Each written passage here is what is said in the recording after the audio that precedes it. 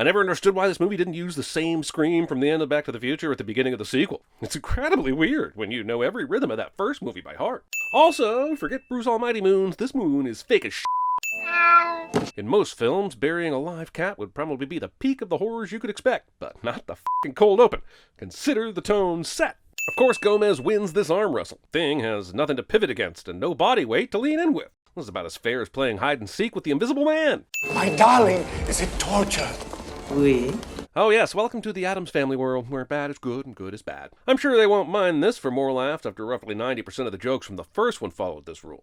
And the stork flew down from heaven and left a diamond under a leaf in the cabbage patch, and the diamond turned into a baby. Telling your children bullshit stories like this is exactly how you get ants. I mean, unplanned pregnancies. Why isn't Thing wearing a surgical glove? I bet that disembodied bastard didn't even scrub in. Father, what is it?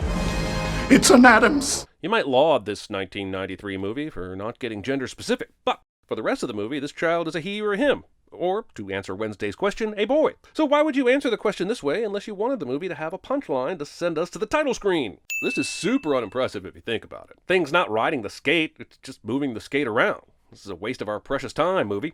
Oh, Gomez. It's dark, it's depressing, it's desolate. Yes, we know. That means it's perfect, right? If you really were committed to this bit, you will put the baby in a more nightmarish hellscape than this. Come on, this is ridiculous. What baby is born with a full head of hair? Oh, a mustache? That too, I guess. That's not true. It is so. Everyone knows it. When you have a new baby, one of the other children has to die. Why is this surprising to Pugsley? Wednesday spent most of the first film trying to kill him, and neither parent batted an eyelid. He has my father's eyes. Gomez, take those out of his mouth. I love this joke. Now I'm going to ruin it. What's baby Addams doing with his grandfather's eyes in his mouth? Can Gomez's dad still see with those detached eyes? Is he showing him the new baby? And Gomez doesn't take them out of his mouth.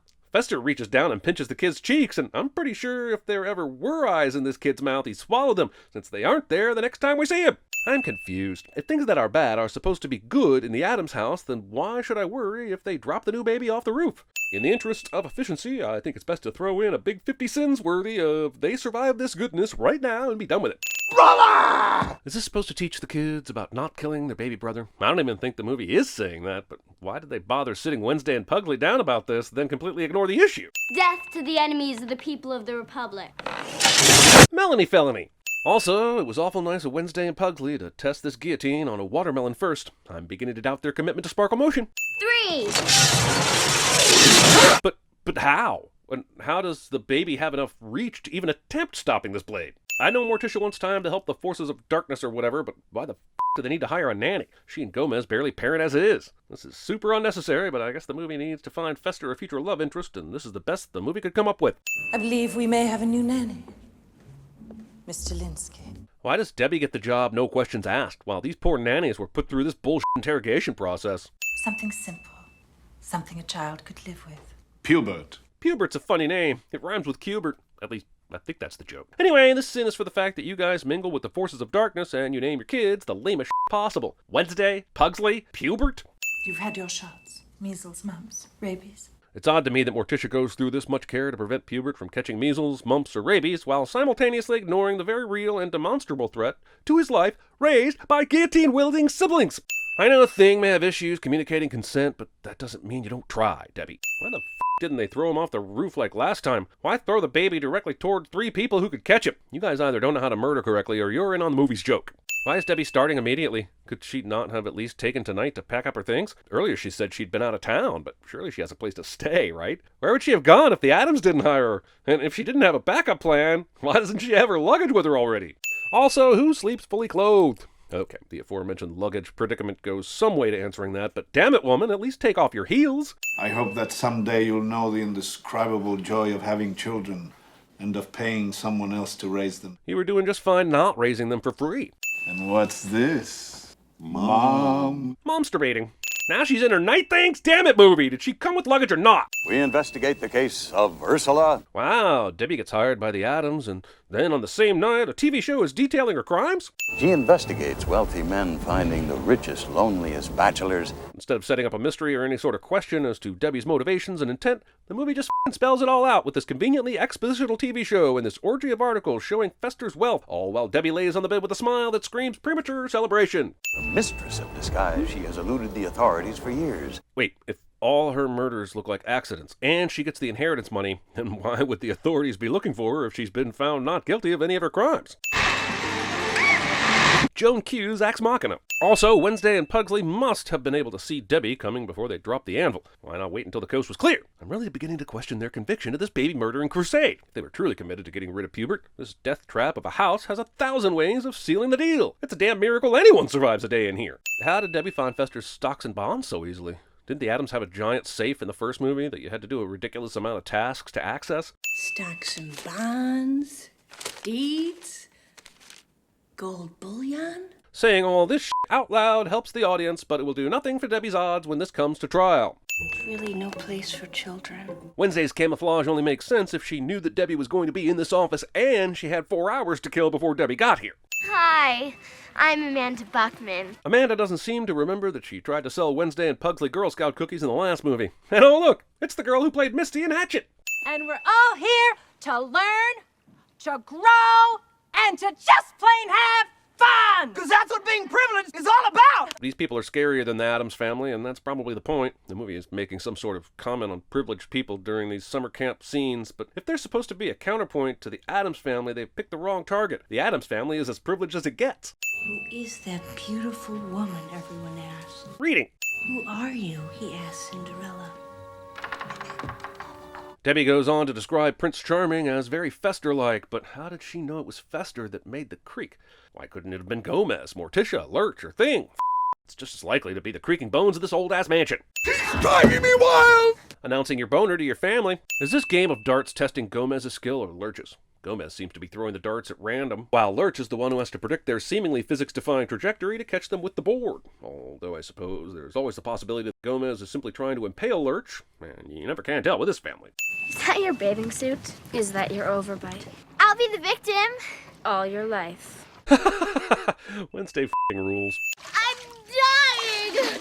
I can't swim. Wouldn't you figure out if all the campers can swim before doing a save people from drowning exercise? And this is the first day?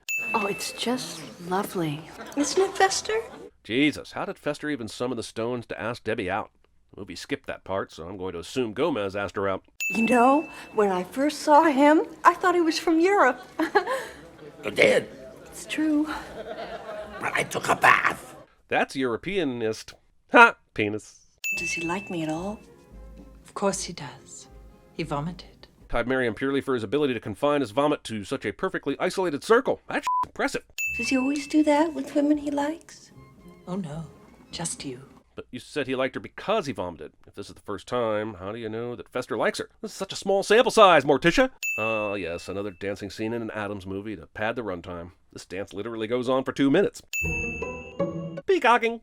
Did these champagne bottles masturbate to this Morticia and Gomez dance? And they all climax simultaneously? This is some coordinated horniness. And I will haunt you forever. Boy, these girls seem riveted, don't they? I guess they could be pretending so they can win this girl's friendship, but man, this is goddamn pathetic. We would wait until our wedding night to give ourselves to one another, to make the ultimate sacrifice. Wait, I know she's trying to trick Fester into marrying her, but since when is losing your virginity making the ultimate sacrifice? That ring. It was our mother's. She was buried with it. Why did Debbie bring the shovel with her? So that she could prove the point? Also, I'm sure this was a fun moment on paper, but if Debbie is making any attempt to hide her psychopathic nature, brazenly brandishing a still muddy shovel in front of everyone is probably not the way to go about it. But once again, perhaps in this family that's actually some sort of twisted compliment. Who the knows? To who? The nanny. The help? Again, this movie puts privileged people in the crosshairs, and it doesn't hit with the impact it thinks it does. Who are these jokes for? How does it enhance the plot? Wednesday and Pugsley are privileged too. They couldn't have gotten into this camp if they weren't. All they need are good friends, good fun, and a little time in the Harmony Hut. Okay, what do we got here that makes this hut so harmonious? Kittens? Check. Cute babies? Check. Teddy bears? Check. Random poster of Michael Jackson staring down at you? Check. Wait, what? What are you in for? I wouldn't go horseback riding. That's all. And I wouldn't make a birdhouse. They sent Wednesday and Pugsley here because they wouldn't do a group hug. They sent 10 Things I Hate About You here because he wouldn't do a couple of the activities. Is this movie saying Wednesday and Pugsley did the activities? Do they seem like the kind of kids who would do any camp things? This sudden camp jail is here only because the movie wants to give Wednesday a love interest, and that's the second time this movie has done something like this to give an Addams character a romance. Hurry up! I'm coming! What were Wednesday and Pugsley going to do when they got to the top of the fence? Climb through the barbed wire? We've seen them put each other through all sorts of torture, but this seems extreme even for them. There they are. I saw them sneak out. So wait, Wednesday and Pugsley snuck out, and it took them so long to get to the fence that an entire search party was gathered, complete with sniffing dogs, before they could get any further? And how did they not hear all the commotion of this search party being formed until now? Where the did this guitar come from? Nobody brought one out here when we first saw the search party, and even if they did, who brings a guitar when you're trying to track down escaped kids? Yes, I gather they would, but I'm not buying it, and you aren't either. We were blessed with our own little bundle of joy. So Margaret and cousin It had a baby, and it doesn't have any of her traits? It's just straight up mini It? What? Oh, I didn't say anything. No, that's the baby's nickname.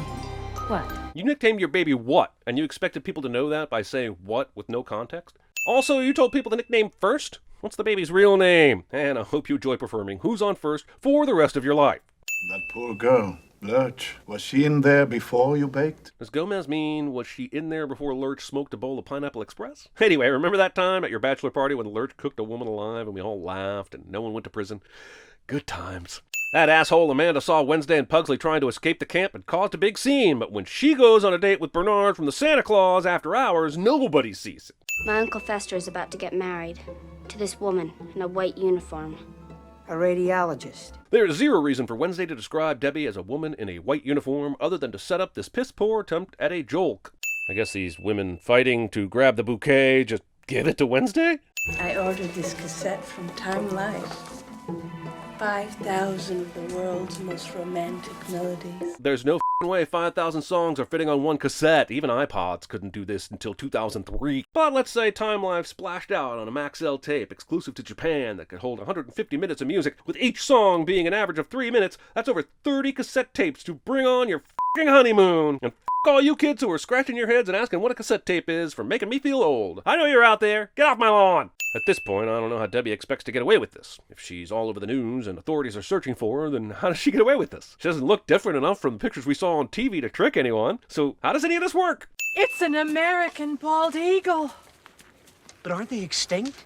They are now. Although on the endangered species list until 2007, the American bald eagle was never actually close to extinction. USA! USA! USA! Mrs. Addams. Yes. Your hearse, Mum. Where's the body? Debbie couldn't be bothered to call ahead and cancel the hearse when Fester survived? Doesn't it look suspicious as that she booked it before he actually needed it? Walking halfway down the airplane stairs and stopping for no reason. At his command, I would crawl on my belly through hot coals and broken glass. But wouldn't that be enjoyable for these people? Wouldn't something like a spa day be a more fitting sacrifice? So, you still desire me after all these years? Haven't we gone over this already? Like, why is this even a question? I'm assuming Gomez and Morticia are f***ing every time they're not on screen.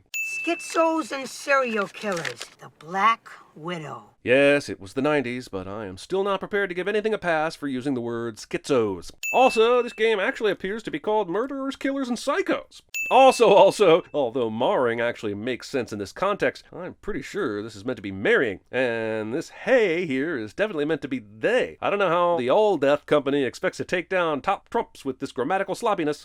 Also, Debbie is notorious enough to be in a trading card game, but the police don't have enough on her to convict? How many goddamn pens does Joel need in his goddamn pocket? He's allergic to everything other than ink poisoning, evidently. Her name is not spelled with a C, and she only almost killed somebody. I guess that's why you have psychos on this, so you can make a timely Amy Fisher joke that will certainly age like a fine wine. We have selected Amanda Beckman! This movie's plot is so thin they've inserted a Thanksgiving play into it to waste more time. Not everyone can be a star. Mordecai, Yang, Esther. My God, I don't know whether to sin the fact that Gary and Becky are too terrible to be believable, or that deep down I fear that summer camps like this actually f***ing exist. Well, not like the sin total matters. Both it is!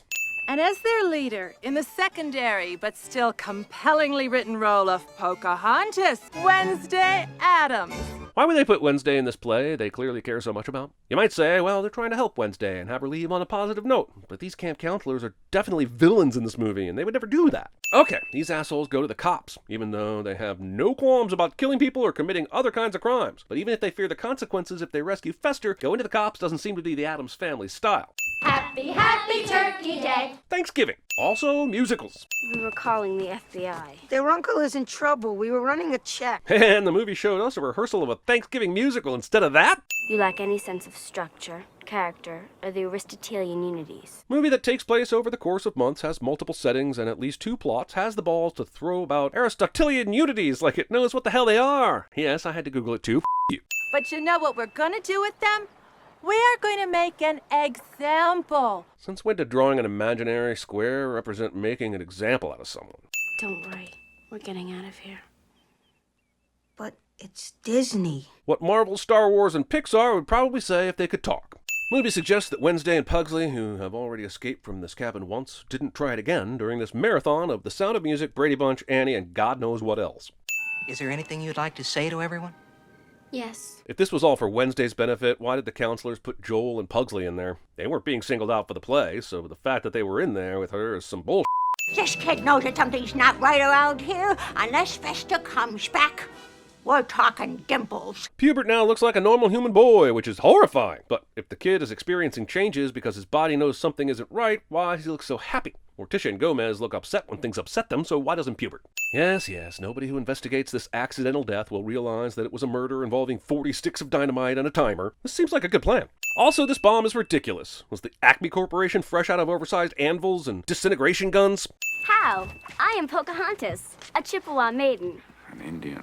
Enough said. That's racist. Also, not only was Pocahontas not of the Chippewa people at all, she actually died in 1617 in England, 2 years before this modern version of Thanksgiving was created. Am I surprised the Grangers couldn't give 2 shits about historical inaccuracies? No. Am I gonna sin it?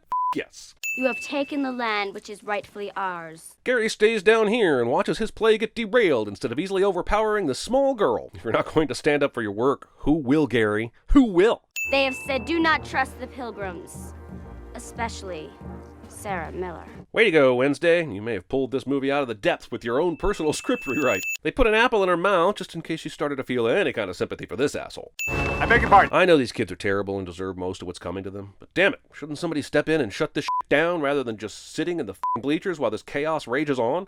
Even Amanda's parents only manage a weak-ass, I beg your pardon, and it's their child that is being tied to a stake while gasoline is poured at her feet. And look at this asshole! He's still looking at the program wondering what act this is. So, pies get thrown into their faces, and that's it. No more Buckmans to worry about. They'll spend seconds wiping that pie from their faces, and by then it'll be too soon. I don't think there's any reason she can't spit this apple out, right? Am I missing something? I see 3 options here. Either the Grangers allowed themselves to be tied up and spit roasted, the campers managed to overpower them, and or the parents fucking help. None of which makes any sense. Well, that doesn't look blue-screened at all. Sweetheart! Did you get the champagne? Freeze! Debbie gives up and resorts to a gun after only 2 decent attempts at making Fester's death look like an accident. Where's her imagination? What's the hurry? I tried to make it look like an accident. You did? Sing! The Italian hand job. Also, how is Thing driving the car? I know we eventually see him jumping from the steering wheel to the pedals, but back here we see the car turning and accelerating at the same time. Damn it, I've seen people on the road with all 4 appendages present that struggle with this concept. If you're trying to get your too human-looking kid back to health, then why are you reading him The Cat in the Hat instead of any number of scary books you have in this house? The other thing is, I know the baby is showing symptoms of being too normal, but why did you guys redecorate his room to reflect that? These are the stakes of the Fester-Debbie marriage. The baby is turning normal and Gomez is singing Swing Low, Sweet Chariot. As you can see, this is a situation that needs to be rectified swiftly because so much hangs in the balance. I know Debbie has a gun, but how the f*** did she get everybody tied to these chairs? Furthermore, how can anyone in this family call themselves embracers of death if none of them could stand up to her while she was holding that gun? And we've seen that Fester doesn't die easily. I am very confused as to how any of this happened, and the movie knows it's bullshit. My parents, Sharon and Dave. Who asked for the last-minute insight into Debbie's origins? If Debbie is going to kill the Addams anyway, what does this achieve? Other than stalling their death long enough for some bullshit ex machina to save the day. Also, how did Debbie set up this slideshow in the time it took her to drive from her house to the Addams house? Does she carry all this shit around with her just in case she needs to reveal her entire plan? So, while you were killing your husband, you took a picture of it? Even though you were trying to get away with it for the inheritance money? Also, how do you make an axe murder look like an accident? This mechanical baby crawling is f***ing creepy. Again, these murders don't look a thing like accidents. How the f*** has she been successful? I can see where this cannonball is going. No, not its destination, but its purpose. It's a motherfucking Rube Goldberg machine in disguise that's gonna save the day. We see a tired Buckman family on their flight back home. Wait a minute, don't the Buckmans live in the area? Are they on a flight just so this movie could have its pubert looks through an airplane window joke? Jesus, electricity is slow. A toast to the glorious mysteries of life. Make way for the birthday boy! Thing, Pugsley, Pubert, and Grandma Addams all leave the party to grab the cake, and this is when Gomez chooses to propose a toast. What an asshole! If I wanted to kill my husband, I'd do it. And I wouldn't get caught. How is that different from Debbie? She did it 3 times and didn't get caught. She technically didn't get caught in this movie either. The only thing that stopped her was a baby that let loose a cannonball, which led to a baby messing up her plans on accident. Movie steals the ending from Carrie.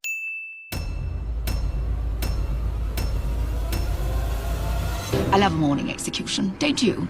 Alright, you can stop sending us concerned messages that TV Sins stole our idea. TV Sins is in fact our other channel where we sin, you guessed it, TV shows. Search for TV Sins and find one of your favorite shows. Then, enjoy us sinning the shit out of it.